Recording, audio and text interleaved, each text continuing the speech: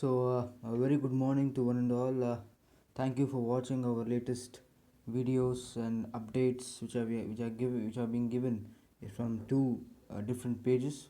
One is from Instagram, one is from the YouTube channel on which you're watching this video. Thank you for watching all those videos.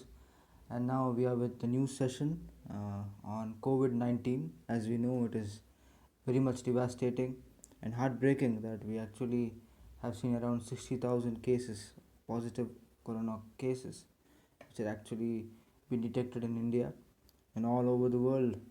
There are more than 10 million of people who are suffering with corona virus at present. Don't know how much it's going to go far, and it's considered to be the world's most disastrous pandemics which we have faced in the last decade.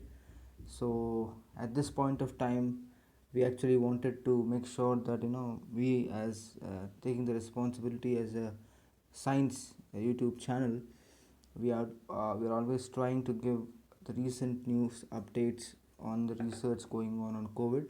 And now the coming videos also will be on COVID-19 because it's actually prevalent, and we need to actually discuss more about this factors because it is actually very important and crucial that we actually create awareness among the students, science students, about what new research studies are going to be made, and what have actually been updated recently from various universities, professors, and scientists globally. So it's very important for us to understand all this kind of um, studies and evaluate things, analyze things. As I always say, create and produce some new ideas through all these studies. So let's move forward. This study, what we are going to discuss today in this video, is about vitamin D and what role does this play in COVID-19 mortality rates or COVID-19 infection. So we are going to discuss about it. Let's move forward and start off with this session, and I hope you all love it. So this vitamin D is actually a kind of antioxidant. We all know that it's being used in a very common way by people. They use vitamin D tablets daily, and it strengthens the innate immunity. Yeah, that's what people say, and it's very common that we know about vitamin D most importantly. But how it is related to COVID-19, how the scientists have connected it to the COVID-19, we'll see now. So patients with severe deficiency are twice as likely to experience major complications. So if there is severe deficiency of vitamin D, then it may lead to major complications, as scientists are referring this because they have analyzed data from 10 countries, the most massively affected 10 countries, and the team found a correlation between low vitamin D levels and hyperactive immune systems. So vitamin D strengthens the innate immunity, as we discussed, and it prevents overactive immune responses. So the hyper immune responses, what actually happen when you actually get infected with COVID-19, are actually being prevented by vitamin D. So the findings could explain several mysteries, including why children are unlikely to die from COVID-19. So we have seen only old age people are getting more affected. Why not the infants? Why not the children are not getting much infected due to COVID-19? What is the mystery behind it? This vitamin D has actually solved it. Let's see what it is. So after studying global data from the novel COVID-19 pandemic, researchers have discovered a strong correlation between severe vitamin D deficiency and mortality rates which are happening because of the COVID-19. So the Northwestern University from United States of America has actually gone through various statistical analysis from hospitals and clinics across China, France, Germany, Italy, Iran, South Korea, Spain, Switzerland, United Kingdom, United States. So all this majorly affected COVID-19 areas. So Researchers noted that the patients from countries with high COVID 19 mortality rates, such as Italy, Spain, and UK, have lower levels of vitamin D compared to patients in countries that were not as severely affected. So you could see the patients were suffering with deficiency of vitamin D, the COVID 19 patients who are actually in the majorly affected areas, when compared with that of uh, comparatively low affected areas, affected countries. So when you compare the statistics, you would actually see that the vitamin D deficiency in the patients is actually playing a major role in, in affecting or increasing the rate of infection of COVID-19 in the body. So this does not mean that everyone, especially those without the known deficiency, needs to start hoarding supplements. That's what the researchers cautioned, because this is a statistical survey what they actually did, and with that they found out something, but it doesn't prove that COVID-19 is completely related to vitamin D. That's what researchers are saying. You can't actually directly come into a conclusion. So research is something which is very much complicated. You can't come up to a conclusion until you prove it minimum to minimum 10 to 20 times with different kind of surveys, different kind of experimental analysis, different kinds of clinical trials. Then only we can get some drug or vaccine on a theory or whatever it is. So research deals with the prolonged development of a topic.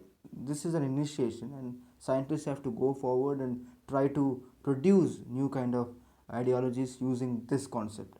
Then only we can actually produce a final statement saying that vitamin D is something related to COVID-19. So that is what researchers are actually cautioning us in this statement. So while I think it is important, and this is Northern Western's Vadim Backman, who actually led the research group there, he's terming, he has given a statement saying that while I think it is important for people to know that vitamin D deficiency might play a role in mortality, we don't need to push vitamin D on everybody. So it's very much important statement given. It, definitely there is something which is going happening between the COVID-19 infection and vitamin D, but that doesn't prove us anything. So should not push vitamin D on everybody, taking vitamin D supplements, for providing the patients, the COVID-19 patients, with vitamin D supplements. It may prove harmful also sometimes, because we're dealing with something new here, something novel, something new virus, not very new infection. Researchers are still studying and analyzing various aspects of it, various dimensions of this COVID-19 virus. So it's important that uh, until everything gets proved, we don't get into a conclusion. So this needs further study, and I hope our work will stimulate interest in this area. The data also may illuminate the mechanism of mortality, which if proven could lead to new therapeutic targets. So it's not yet proven, as the researcher has stated. So it's very important for us to continue the study, move forward in the Department of Virology, what we have in India, in other countries. The research is actually going on. So it's important that we take this topic into consideration and start working on it, so that we can actually produce some new ideas and development in this study, because developments happen day by day. Now I'm saying this, maybe tomorrow you may get something new development of this same vitamin D. So it's important that we actually produce new therapeutic targets, and we can only do that when this research is taken further. And this research, which is conducted by the people from Northwestern University, is taken into consideration as an inspiration, and move forward with some other developments what the scientists can do. Then only we can actually create new alternatives for the cure or for the prevention of COVID-19. That's what the study is actually explaining us.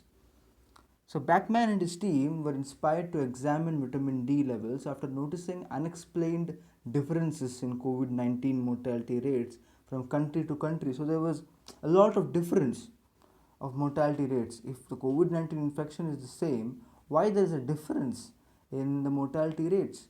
Because when a country is getting infected, some 100 amount of number of people have got infected, but the mortality rate should be the same. Why is it not same? That means the composition in the body, the food habits of the person who's got infected is actually playing a vital role there. So from there on, this idea came up to Bachman and his group that there's some other thing which is actually influencing COVID-19 infection. So some people hypothesized that that differences in healthcare quality, age distributions in population, testing rates, or different strains of coronavirus. We don't know what kind of strain is affecting us.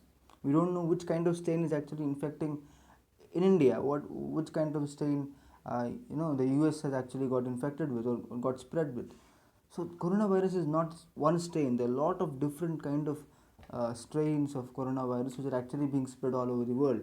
That's the reason why the graph of every country is not the same. If you just see the graph in the Worldometer or the WHO, you could see all the country graphs, how they're actually growing. The curve is not the same for every country. Maybe it may be similar to 3 countries, but it's not the same for every country. Some in some countries there's rapid curve going on. In India there was very much slow in the beginning. Now it's increasing. We don't know what's going to happen next.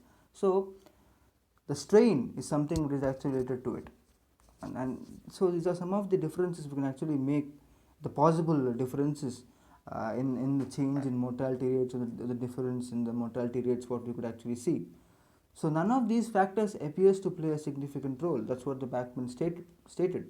And the healthcare system in northern Italy is one of the best in the world, and differences in mortality exist even if one looks across the same age group. So you could see the differences in mortality, as he stated, exist even if one looks across the same age group. So if you actually consider the same age group of every country, you could see a massive difference in the mortality rates. Some may not have at all, no mortality at all, mortality and no death rate at all in a particular age group. When you see in another country, there may be a huge difference. So while the restrictions on testing do indeed vary, the disparities in mortality still exist, even when we looked at countries or populations for which similar testing rates apply. So that's what the Bachman and his group stated, and they understood by actually analyzing the whole survey data. So instead, we saw a significant correlation with vitamin D deficiency, and that's how the concept of vitamin D started by the Bachman's group from Northwestern University, United States. So by analyzing the publicly available patient data from around the globe, Bachman and his team discovered a strong correlation between vitamin D levels and cytokine storm. Now something new is coming up, cytokine storm. So it's actually a hyperinflammatory condition caused by an overactive immune system.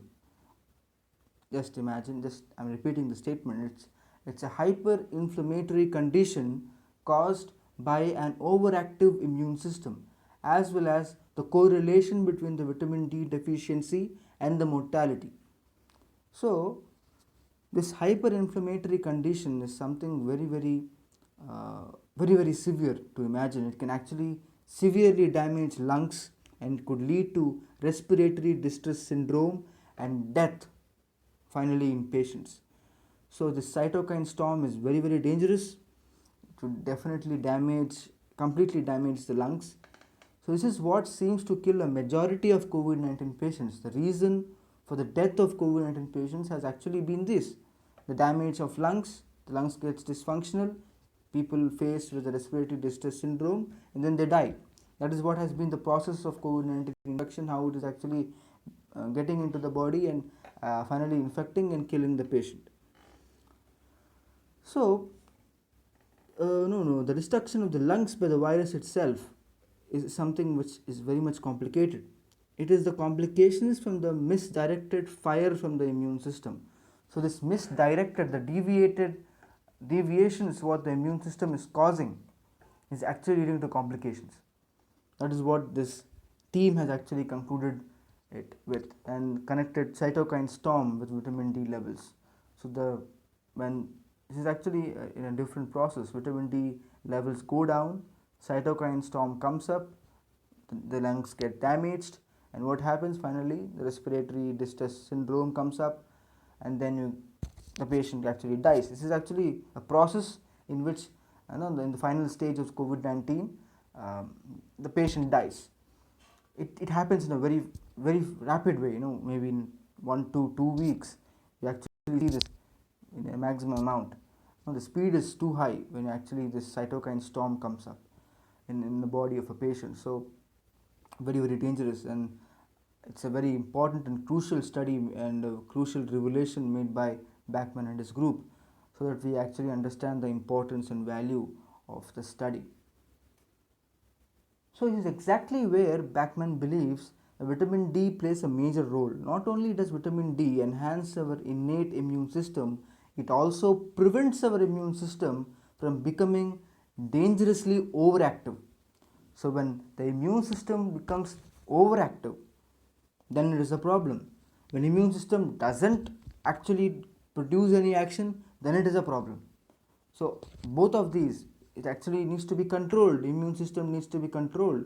There is completely this poor immunity, any virus, any bacteria, anything can attack the body. If it is overreactive, then also when it is overactive, then it is definitely a big problem. So this means that having healthy levels of vitamin D could protect patients against severe complications, including death from COVID-19. So this analysis shows that it might as high as cutting the mortality rate in half. So if you could actually manage things, and if you could actually prevent this overactiveness of immune system in COVID-19 patients, you can actually be successful in decreasing the mortality rate of COVID-19 patients to half. That's what Bachman and its group stated, and that's very crucial at this point of time that scientists come up and do some work on this, so that we can actually prevent this overaction of the overreaction of the immune system. If we can't control this, then there will be a rapid growth, whatever strain it could be, whatever strain of coronavirus it could be. This infection needs to be stopped at a point of time. If infection needs to be stopped, then the mortality rate should decrease. When it can be decreased? When we actually prevent this overactiveness of immune system. So it's very important that we do a lot more further research on this concept of the immune system, how it's actually why is it actually leading to the overactiveness, and how this vitamin D is connected to overactiveness of immune system. So now talking about the Bachman's theory again, the Bachman said this correlation might help explain the many mysteries surrounding COVID-19. So as we said initially about the children, why are they not actually being affected by COVID-19? So why are they not likely to die because of the COVID-19 infection? So children do not yet have a fully developed acquired immune system, which is the immune system's second line of defense and more likely to overreact. This is the point. The children, the youngsters, the children who are actually in the age of from 3 to around 13 to 14, children primarily rely on their innate immune system. They don't have an acquired immune system developed at that point of time, in that age, which is actually leading to the overreaction. So that is the source through which the overreaction happens. So when there is overreaction of immune system not happening in children, so the death of the children is not a possibility at all. So that's how Bachman came up with a proof by saying that the acquired immune system, as it is leading to the overreaction, as it is not completely developed in children, that means that the children are less likely to die because of COVID-19 infection. So children are actually in a safe zone compared to the other age groups. So it's very crucial statement made, and this had to be looked upon by the scientists. So this may explain why their mortality rate is actually lower. Bachman is careful to note that the people should not take excessive doses of vitamin D in any form, which might come with negative side effects. At this point of time, when you're actually having a very low immunity or the overreaction happening in the immune system, whatever it may be, you can't take vitamin D supplements at this point of time. He said the subject needs much more research to know how vitamin D could be used most effectively to protect against COVID-19 complications. So supplements of COVID-19 should not be taken, but taking this study into consideration, because we don't know how COVID-19 would react to it, how this virus could react to it. We need to do a lot of experimental analysis so that we can come up to a conclusion by confirming that vitamin D can be given by this route, can be administered through this route. So it's important as scientists to actually support this study, analyze this study, evaluate this, come forward with new ideas, and do further research on this concept of vitamin D and how it is connected to the coronavirus, which is actually being a debacle in the whole world. So another thing which the Backman is discussing here is, it is very much hard at this point of time to say that which dose is most beneficial for COVID-19. That is also a fact. However, it is clear that vitamin D deficiency is harmful and it can be easily addressed with appropriate supplementation. This might be another key to helping protect vulnerable populations such as African, American, and elderly patients who have prevalence of vitamin D deficiency. So definitely it is helping the populations, the vulnerable populations, the poor countries, or the old age people to actually come up with supplements of vitamin D. But this study cannot actually prove everything. The study is an initiation of a concept, as actually I have been saying from the initial point of discussion. It's very much important that we take this into consideration and do further research on it. And definitely at this point of time we can't actually consider which kind of dose or which kind of dosage form we can actually use for the COVID-19 patients to administer vitamin D into their bodies. At this point of time it's very much difficult. We have to do further research, as what Backman, who is the director of Northwestern Center for Physical Genomics and Engineering, has stated. So kudos to him. He has started a new study, and this initiation would definitely help us to go further and do a lot more research in the coming days. So this is how this study actually stated, and I hope this is a revelation, and you enjoyed the study, and I hope you got inspired by this, because inspiration is something which actually brings out some new things.